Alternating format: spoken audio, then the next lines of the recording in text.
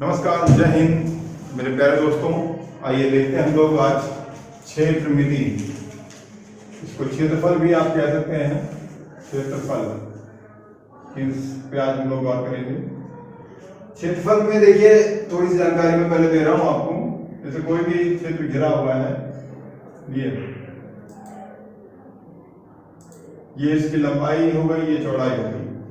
यहाँ पे आप खड़े हैं जगह पे, और अगर आप यूं ऐसे चक्कर लगा रहे हैं इस तरह से, यूं, वो चाहे आकृति चाहे जैसी हो, यहाँ पे खड़े यूं चक्कर लगा रहे हैं, तो इसको हम लोग बोलते हैं परिमाप।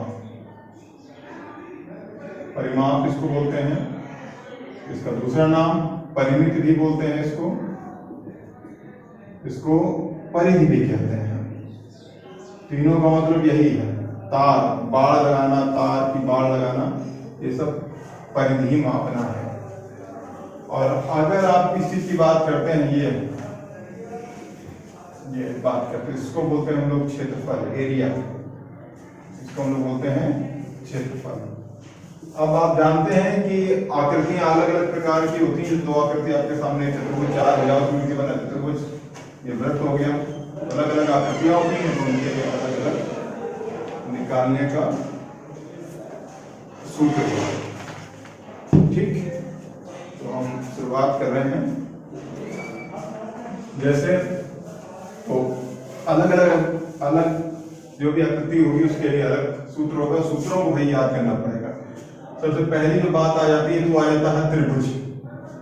शुरुआत ही होती है। त्रिभुज नाम क्यों? तीन भुजाएं, 1 2 3। तो त्रिभुज कई प्रकार के होते हैं। तीनों भुजाएं बराबर है तो इसका नाम हो गया समबाहु। इसका नाम क्या हो गया? सम समान बाहु की भुजा। दूसरा त्रिभुज क्या हो गया? जिसमें दो भुजाएं बराबर है, ये और ये, तो इनके कोण भी बराबर होंगे। इसको हम लोग बोलेंगे समद्विबाहु।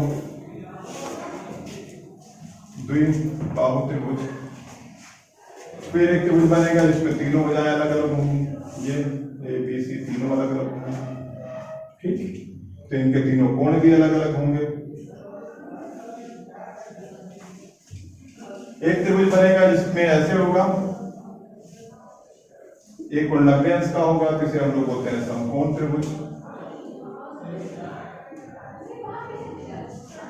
ठीक है ना भाई? इसमें तीनों भुजाएं अलग अलग है, तो इसका नाम है विषमबाहु त्रिभुज। तो इस तरीके से आपके त्रिभुज होते हैं। तो मेन त्रिभुज है वो 4 प्रकार से ऐसे बनेंगे, और इनके क्षेत्रफल निकालने का सूत्र देख लीजिएगा। तो सबसे पहले मैं लिख रहा हूं समबाहु त्रिभुज के क्षेत्रफल का सूत्र। ठीक, और ये हो गया आपका समद्विबाहु त्रिभुज, इसकी ये दो कोण आपस में बराबर होते हैं। उसके बाद ये हो गया आपका विषमबाहु त्रिभुज, इसको तीनों भुजाएं अलग अलग होती हैं।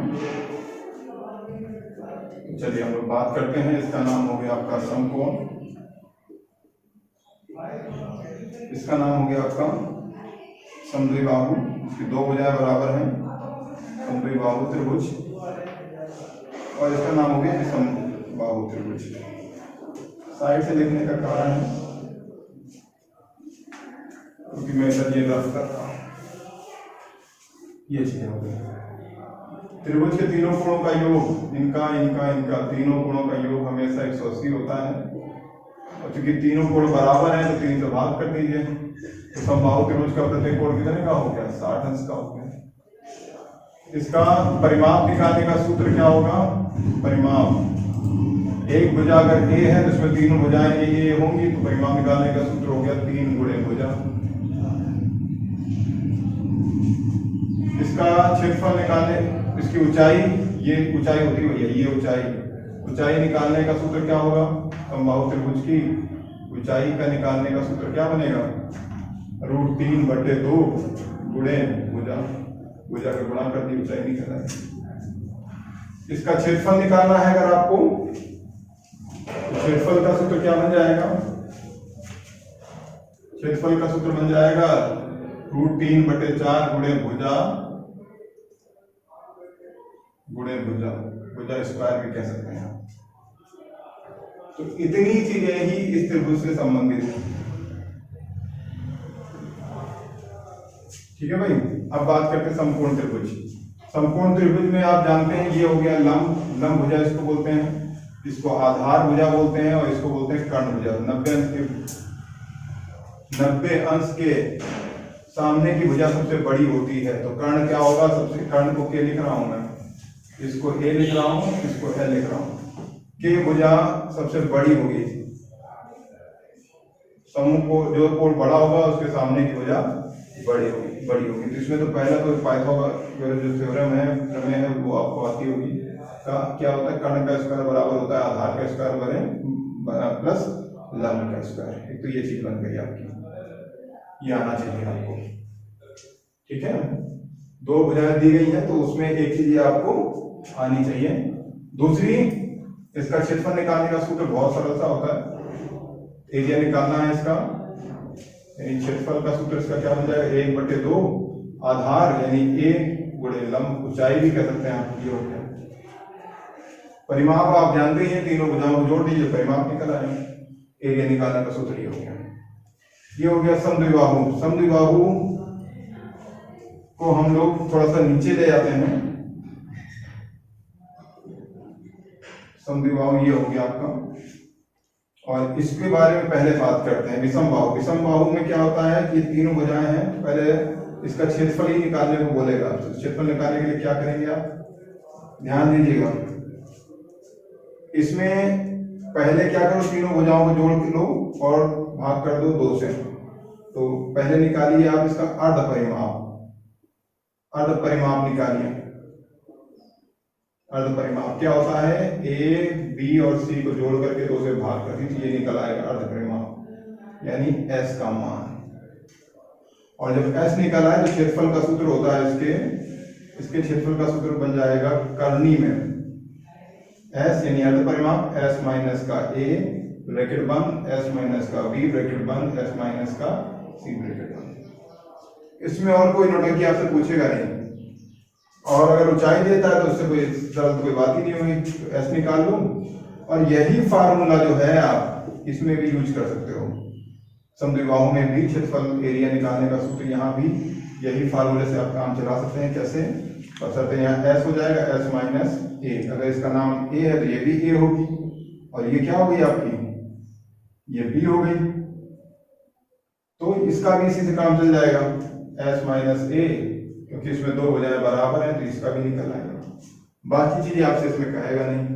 तो इतनी अगर चीजें आपको तैयार है तो त्रिभुज के क्षेत्र, कोई भी त्रिभुज क्षेत्रफल निकाल देंगे। मैं फिर से रिपीट करा दे रहा हूँ। एक हो गया समबाहु त्रिभुज, जिसकी तीनों भुजाएं बराबर होती हैं। इसका प्रत्येक कोण, त्रिभुज के तीनों कोणों का योग 180 होता है, 3 से भाग कर दिए 60 आ गया, यानी 60 60 60। परिमाप तीनों भुजाओं का योग 3 गुणे भुजा। ऊंचाई क्या होता है, याद रखिए, √3 बटे, यहाँ भुजा लिख देंगे, ऊंचाई निकल आई। क्षेत्रफल का सूत्र क्या होता है समबाहु का, √3 बटे 4 गुणे भुजा स्क्वायर। उसके बाद आ जाइए समकोण त्रिभुज, जिसका बीच का कोण 90 अंश का होता है। ये लंब होता है, ये आधार, ये कर्ण। कर्ण भुजा सबसे बड़ी होती है, और त्रिभुज की 2 भुजाओं का योग तीसरी से सदैव बड़ा होना चाहिए, तभी तो त्रिभुज बनेगा। त्रिभुज की 2 भुजाओं का योग तीसरी से सदैव बड़ा होगा तभी त्रिभुज बनेगा, अदरवाइज त्रिभुज नहीं बनेगा। तो ये पाइथागोरस थ्योरम के अनुसार के का स्क्वायर बराबर होता है आधार के स्क्वायर प्लस लंब के स्क्वायर। इनका योग जोड़ देंगे, इसके बराबर होगा। क्षेत्रफल का सूत्र क्या होता है, इनका गुणा कर दो और उसको आधा कर दीजिए, तो क्षेत्रफल का सूत्र निकल गया। उसके बाद विषम बाहु त्रिभुज में आ जाइए, तीनों भुजाएं अलग अलग होती हैं। क्षेत्रफल निकालने के लिए क्या होता है, तीनों भुजाओं को जोड़ लीजिए और 2 से भाग कर दो, तो अर्ध परिमाप निकल आएगा। और अर्ध परिमाप से क्या होता है, करनी में सूत्र लगा दिए, S minus A, S minus B, S minus सी।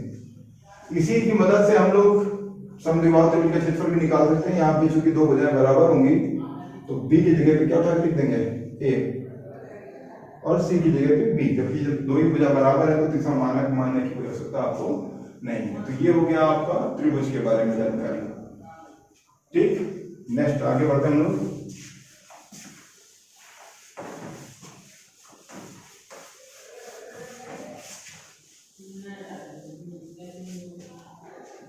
बात करते हैं टॉपिक दूसरे, और ये है हमारा चतुर्भुज के बारे में। इसकी 4 भुजाएं होती हैं, उन चतुर्भुज के बारे में हम लोग बात कर रहे हैं। 1 2 3 4 भुजाएं। चतुर्भुज के बारे में हम लोग चर्चा करते हैं। तो सबसे सरल चतुर्भुज जो होता है वो स्टार्ट करते हैं हम लोग वर्ग से। वर्ग चतुर्भुज ये है, वर्ग चतुर्भुज है, जिसमें क्या होता है, चारों भुजाएं आपस में कैसी होती हैं, ये बराबर होती हैं, यानी एक भुजा ए है, ये भी ए, ये भी ए, ये भी है। तो सबसे पहले परिमाप की बात करेंगे इसके हम, तो परिमाप का मान क्या हो जाएगा, 4 गुणे, भाई यहाँ खड़े हैं आप, 1 2 3 4 गुणे भुजा, भुजा लिख दीजिए, ए लिख दीजिए, जो लिखना चाहें आप, भुजा मैंने ए मानी है आपको। ये विकर्ण होता है, ये 90 अंश का कोण होता है, और 90 अंश का कोण होता है तो 90 अंश ये, 90 अंश ये, 90 ये, 90 ये। तो चतुर्भुज के चारों कोणों का योग कितना होता है, तो चतुर्भुज के चारों कोणों का योग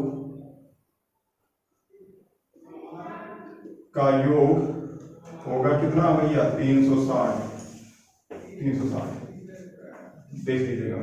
अब ये 90 अंश का है, सिंपल सी बात है, ये आपका आधार हो गया, ये लंब हो गया, तो इसका मान निकल आएगा ना, ये कर्ण बन गई आपकी, तो पाइथागोरस थ्योरम लगा देंगे तो विकर्ण का मान निकल के आ जाएगा।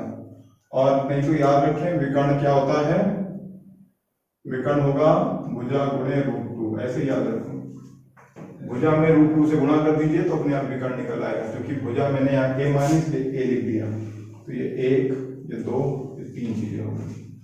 चौथी चीज है इसमें इसका क्षेत्रफल, क्षेत्रफल निकालने का सूत्र क्या हो जाएगा, तो इसका क्षेत्रफल निकालने का सूत्र जो होगा आपके पास में, एरिया निकालने का सूत्र जो है वो बन जाएगा भुजा गुणे भुजा, क्या ए स्क्वायर कह दीजिए आप, ये ए स्क्वायर, ये क्षेत्रफल निकालने का सूत्र हो गया। दूसरे बात करते हैं हम लोग, दूसरा जो चतुर्भुज है वो इसको थोड़ा सा खींच दिया तो आयत बन गया ऐसे करके, इसमें भी 90 अंश का 90 अंश का 90 अंश और 90 अंश, ये इसकी वृत्त हो गई, ये हो गई लैंथ, ये हो गया इसका विकर्ण डायगोनल डी, दोनों बराबर होते हैं। तो डायगोनल निकालने के लिए सिंपल सी बात है, आप जान ही गए होंगे, डी अगर मान रहे हैं आप तो डी का स्क्वायर बराबर किसके होगा, बी के स्क्वायर प्लस एल के स्क्वायर के, तो यहाँ से डी निकल आएगा, वही पाइथागोरस थ्योरम, 90 अंश जहां भी होगा वही लगेगी, वही प्रमेय का भी उपयोग करेंगे।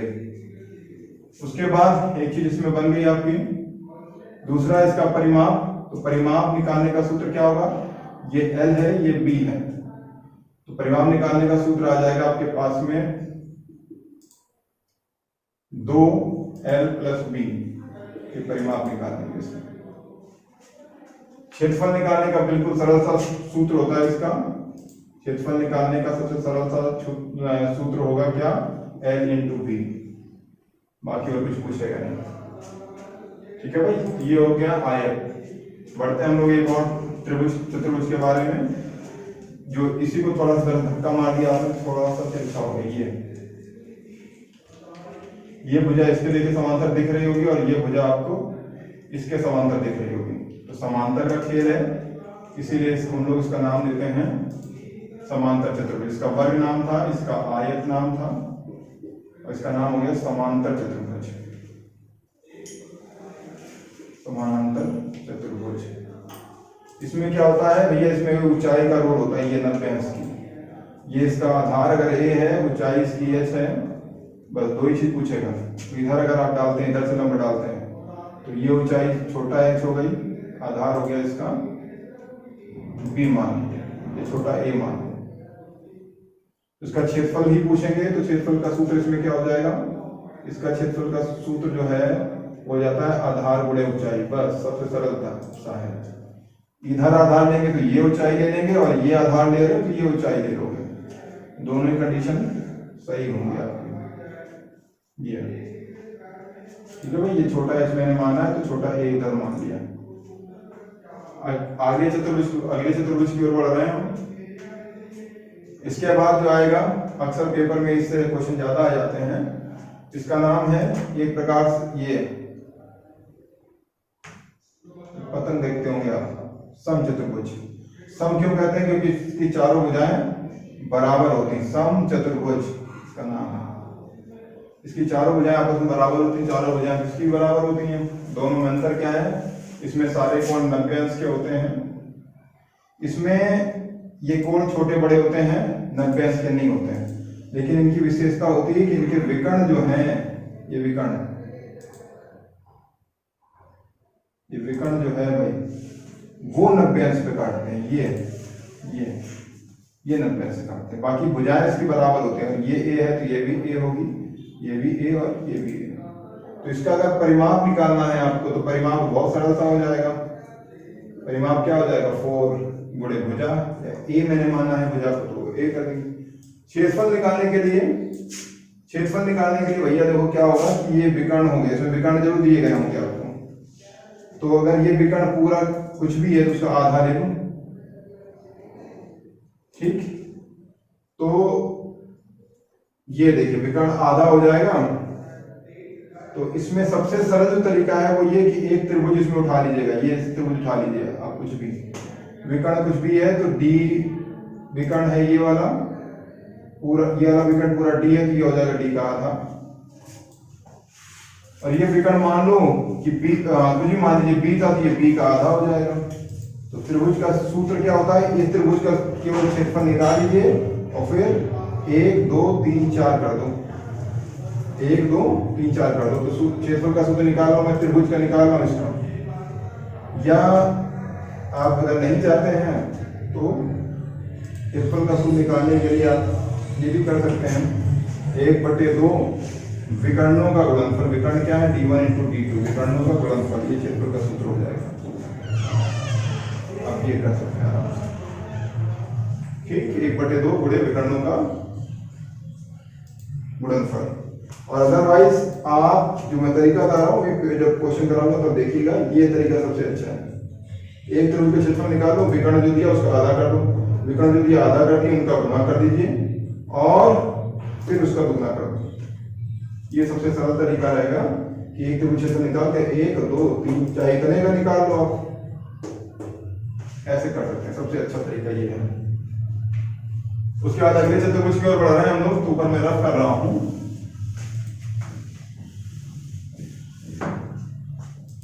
अगला जो चतुर्भुज है वो बनेगा आपका समलंब। इनके नाम जरूर याद रखें, सबसे बड़ा कंफ्यूजन यही पे होता है। समलंब चतुर्भुज ये क्या होता है, इसमें ऐसे जैसे विषम बाहु त्रिभुज होता है उसी प्रकार से मान लीजिए, लेकिन विशेषता इसमें भी होगी। अगर होगी नहीं तो कैसे, ये दो भुजाएं समांतर होती हैं और ये दो भुजाएं, इनके बारे में मान लीजिए ना ही पता है आपको, ये भुजा ए हो गई, ये भुजा बी हो गई। परिमाप इसके बारे में कभी आपसे पूछेगा नहीं, तो इसमें क्या पूछेगा, इसमें एक ये होगी आपकी इसकी ऊंचाई।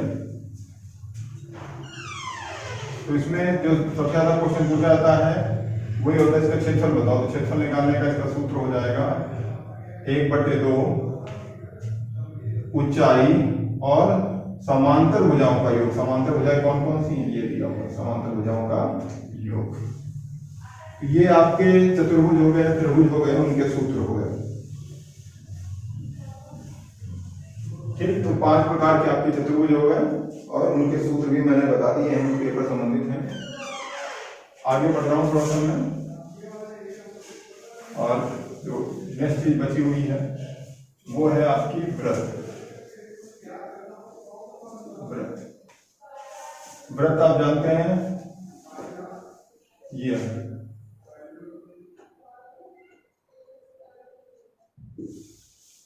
वृत्त बन गया आपका वही, ये केंद्र होगा, यहां से रख के ऐसे बनाया जाता है वृत्त। ये हो गया आपका वृत्त, इसको बोलते हैं हम लोग त्रिज्या आर से, और इसको यहां से मिला दें तो ये व्यास हो गया। इस पूरी यहां से लेकर यहां तक की दूरी को हम लोग बोलते हैं व्यास।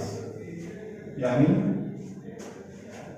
त्रिज्या, व्यास क्या होता है, डायमीटर, यानी 2r बराबर व्यास। अगर d कहें तो 2r बराबर d। व्यास कितने बनाए जा सकते हैं, तो अनंत बनाए जा सकते हैं, अनंत व्यास बना सकते हैं। त्रिज्याएं भी अनंत हो सकती हैं। अब ये परिधि, क्योंकि जितनी बड़ी त्रिज्या होगी परिधि भी उतनी ही ज्यादा होगी। परिधि में करने के लिए कुछ नहीं करना है, पेरीमीटर की परिधि, उसमें क्या करना है, व्यास में ही खाली पाई जोड़ दो, पाई से गुणा कर दीजिए, ये परिधि बन गया। व्यास में क्या कर दिया मैंने, पाई से गुणा, पाई का मान आप जानते होंगे 22/7। तो व्यास में 22/7 से गुणा कर दीजिए तो परिधि बन जाता है। अगर वृत्त का क्षेत्रफल निकालना है, 1 ये 2 अगर वृत्त का क्षेत्रफल निकालना है तो क्षेत्रफल का सूत्र क्या बन जाएगा, पाई, पाई वृत्त में बिल्कुल रहेगा, पाई आर स्क्वायर, त्रिज्या का स्क्वायर, ये क्षेत्रफल निकल आएगा। इतना ही करना है। दूसरा चीज है कि कभी कभी वृत्त में बोलेगा कि केंद्र से ये जो भुजा होती है, मैं बता दूं आपको, वृत्त में अगर कोई ऐसे रेखा काट रही है तो ये जीवा कहलाती है। इसका नाम क्या है, जीवा। सबसे बड़ी जीवा क्या होती है, सबसे बड़ी व्यास जो होता है वो वृत्त की सबसे बड़ी जीवा होती है। व्यास जो होता है वृत्त की सबसे बड़ी जीवा होती है। व्यास जो है सबसे बड़ी जीवा होता है, व्यास। और वो बोलेगा केंद्र से इस पे लंब डाला गया, मिलाया गया। तो मिलाने का मतलब ऐसा नहीं कि यहां से मिला दीजिए, यहां से मिला दीजिए, हमारे मन में क्वेश्चन आता है। केंद्र से जब भी जीवा को मिलाया जाएगा तो हमेशा 90 अंश का कोण डाला जाएगा, हमेशा ध्यान रखिए, इसके अलावा कहीं नहीं मिलाया जाएगा। तो जीवा खींची, कोई जीवा है, जीवा पे केंद्र से लंब मिलाया गया तो मिलाने का मतलब 90 अंश का कोण। अब जो 90 अंश कोण, तो ये देखिए त्रिज्या, ये त्रिज्या, तो आप आराम से, त्रिज्या मालूम है तो कुछ भी निकाल देते, जीवा की लंबाई निकाल लीजिए, ये पाइथागोरस थ्योरम से, और उसका गुना कर दीजिए, जीवा निकल आएगी। और अगर दो बनाया गया है, दो जीवाएं एक दूसरी तरफ है, तो भी वही चीज, त्रिज्या तो वही रहेगी ना, तो ये 90 अंश का कोण पड़ेगा।